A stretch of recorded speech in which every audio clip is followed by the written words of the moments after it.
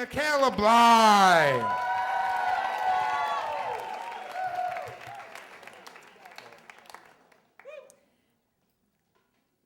In the elementary school where I teach, there are Legos that are very valuable and Legos no one gives a shit about.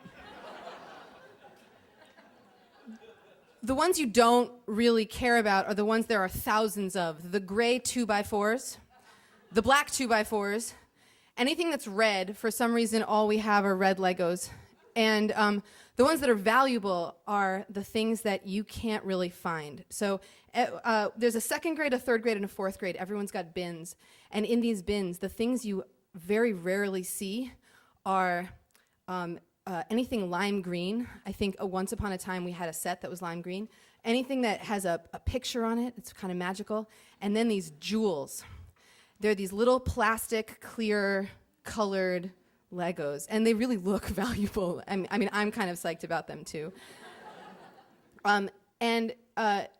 Every class has, and especially my class, has what I like to call the black hole boys. They are the boys who sit anytime there's choice time and put together Legos and discuss theories of outer space and infinity, and they build spaceships, and they're like, well, but could there be a black hole that would be strong enough to pull other black holes in? And they all sort of think about that for a while.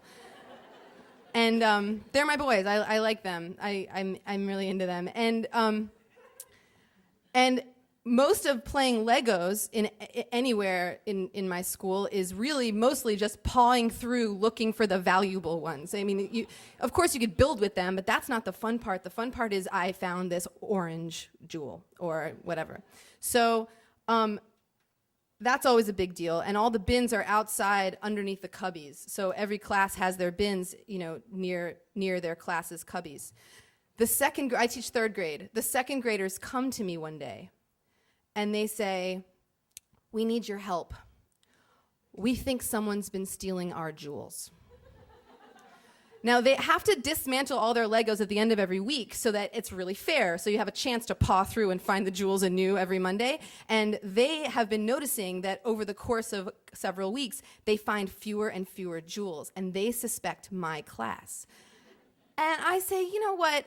That's not really fair. I'm sure that it is not my guys who are doing that. And they say, well, we think you should look through their bins at their spaceships and find out if they've got our jewels. And I said, you know what? That's not what we're going to do. We're going to trust them. We're going to ask them, did you take those jewels? And if they say no, we're going to believe them. Because secretly I'm thinking, there's no way my boys did it, and B, I don't really want to get in the middle of that if that's what's going on.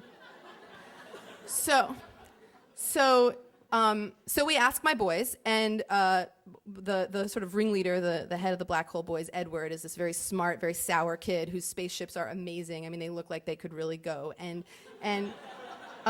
he says, no, we have not. Have you tried the fourth grade? Because those guys think they're so big. And so me and these three little second graders go to the fourth grade.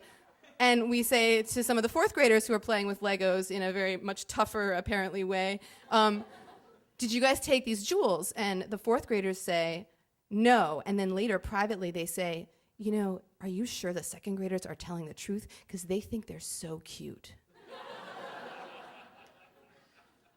There's a culture of fear developing across all three grades. No one trusts each other. Everyone's sort of looking at each other's things that they're building. And the teachers are picking up on it too.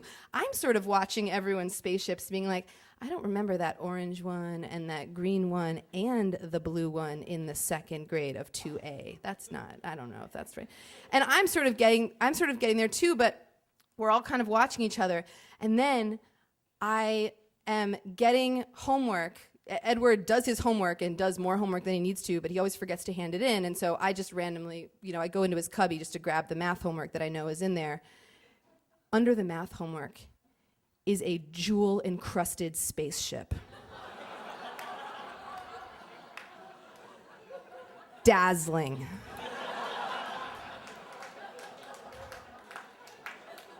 the wings have wings, and those wings have other things, and there's a glass window that I have literally never seen before. In the 6 years that I've been teaching there, I have never seen this glass window. He must have had it since the beginning of 2nd grade and just hidden it in various places.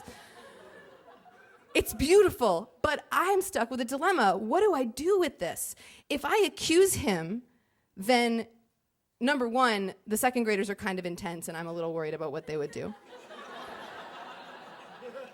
Number two, I already told the 2nd graders it couldn't have possibly been my boys. This is my reputation on the line as well. I don't want it to have been him. I could, it occurs to me, just steal it back.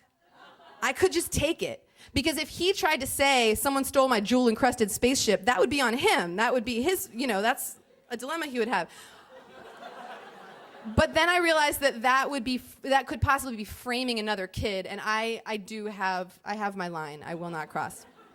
So I'm not going to frame a kid. So instead, I wait for a Friday when we should be taking apart our things, and he has not been taking apart this spaceship.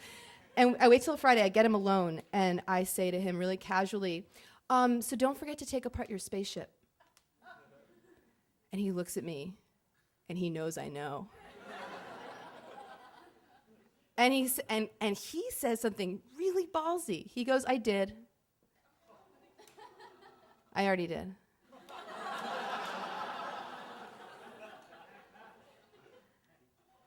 I sit down with him. I open the cubby.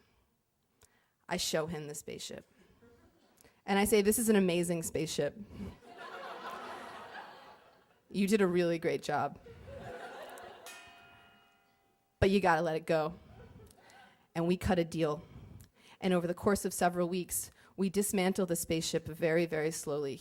I can't just smash it. I'm not going to do that. I'm not going to just take the whole thing apart. And I start secretly putting those jewels back in other people's cubbies for him, so that he can still be the head of the Black Hole Boys and not lose that reputation that he has, that he loves, and so that I don't have to, go back on my word that my boys didn't do anything. I was an accessory to a 3rd grade crime. There's no way around that.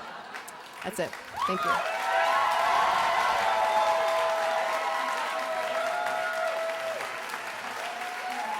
That's Micaela Blei.